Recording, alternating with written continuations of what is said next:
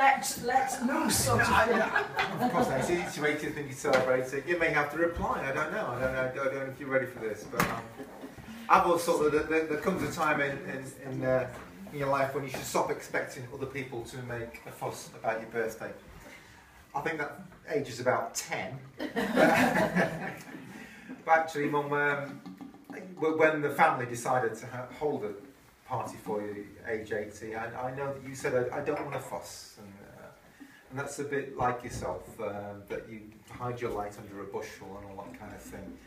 But I think all of us standing here should have none of that. Absolutely have none of that. We're here to celebrate Mum's life to date. All your achievements, and you're a remarkable woman. So you're going to have a bit of a life story here. Oh dear. Now,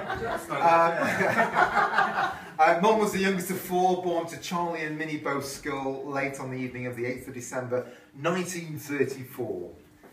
Dad was doing a late shift at the pit, so Joyce had to run 5 miles for the midwife. Yes, she did. Well, she cycled actually, but this was late at night and she was 9 years old. So Joyce is no longer here, and if she was, I'd be applauding for what she did then. Bless her. Yeah. Well, those were the days. Yeah.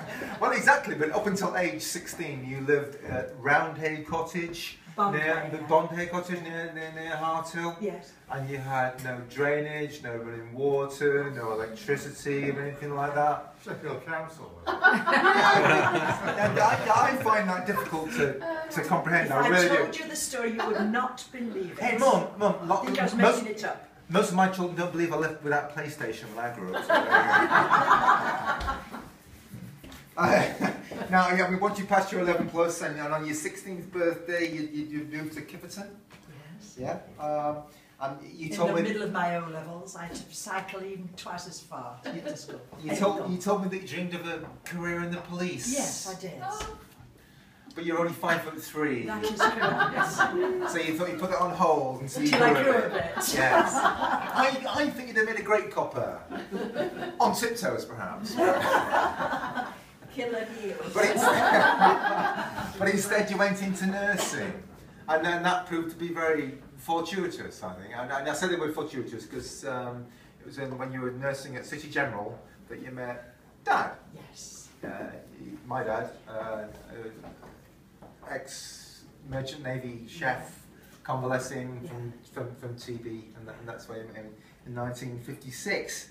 Was it? No, you met him in 1955. Yeah, we met in 55 and we married in But you got married in 1956. The pictures are all over there. Yeah. So, I mean, the children quickly followed. There was Charles, Liz, Martin, myself. We all lived on Onslow Road, which is just down the road from here.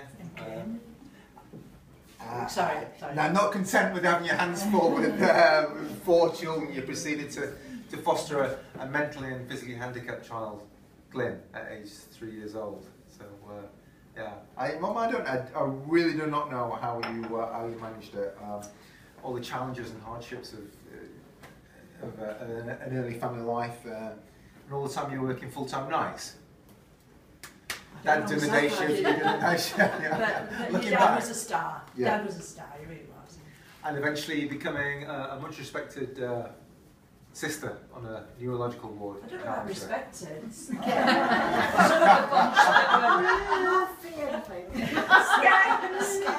Well, that's an extremely scared. It was a tough bird in those days. It's an extremely demanding role. Very much so, wasn't it? Very the best of times, the worst of times. Absolutely. Now, I sense that the underlying motivation in you, apart from the love of your family and stuff, is that you always want to provide, to improve, to prosper your family. And this is coupled with a dedication to work born out of a love for the job and an urge to do it well. Nursing is your nature. Now, there's been moments of great sadness too. We lost Glyn, aged only 21, and Dad passed away in 88, and tragically Charles in 99. I cannot begin to comprehend that level of loss. Skip over it, skip over it. Hey, Mum, sorry, I mean, the past few years have brought even more loss. 2 years ago we lost Gordon, a companion partner since late 2000. But then again, there is literally no holding this woman down.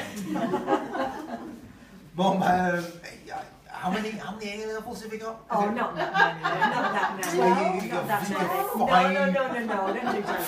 11. I think you've got 5 A levels. 5 A levels. 7 O levels. I have lost count of the number of AS levels. Something like that. 6 or 7. They were Forgotten all of it. They were only taken last year. There is nothing about the American Civil War that you don't know. Anybody wants to question me? I am here. I think you would put Lincoln to shame. Age has not slowed you down. In fact, it's accelerated you in some respects. It really, really has. Walking 5 miles a day to this woman is nothing. It isn't. Seriously, it isn't. Seriously, it's not. Is it, Janet? No. We walked 5 miles together yesterday. Slip down Windhill. Oh, I've done plenty of slipping during those walks. Yeah. I've done plenty of slipping. Mum is planning her 3rd consecutive yearly trip up Snowdon this year. Next year. Who's going with her? 2015. Oh, anybody who's free. We're all invited. Liz is coming. Liz is obviously in America, but she's coming up especially to walk up Snowdon with you. Yes. Do you know that Liz actually had a phone call with me and said, do I need to train? Yes! And I said, as long as you can get up, I need to try. as long as you can get up faster than your 80-year-old mother, you'll be okay. She's in training. Okay, that's last time we went to walk and it was on Stanage Edge. She said, come on, Mum. We've got to get, Martin's waiting for us at the other end, and she's saying, come on, Mum, such a bully. And I was going as fast as I could. Well, you get upstairs in there, won't you? Don't do that. So, Mum, you live life to the full. You insist on being involved. You're being stimulated. You're busy living. You're presiding over we 3 children, 4 grandchildren, 2 step-grandchildren. Perhaps I should have saved these words for the next big O. We'll see you all in 10 years' time. Don't say. Ladies and gentlemen, family and friends, thank you for coming to witness and appreciate and pay tribute to a remarkable woman at 80. Oh, Please raise your glasses and join me in a toast of my mum on her birthday. This is to Phyllis. Phyllis. To Phyllis. Phyllis. Happy birthday. Happy birthday. I'm going to blubber any minute. No, you're not. Are we going to sing this? You can blow instead. I will have to respond to this.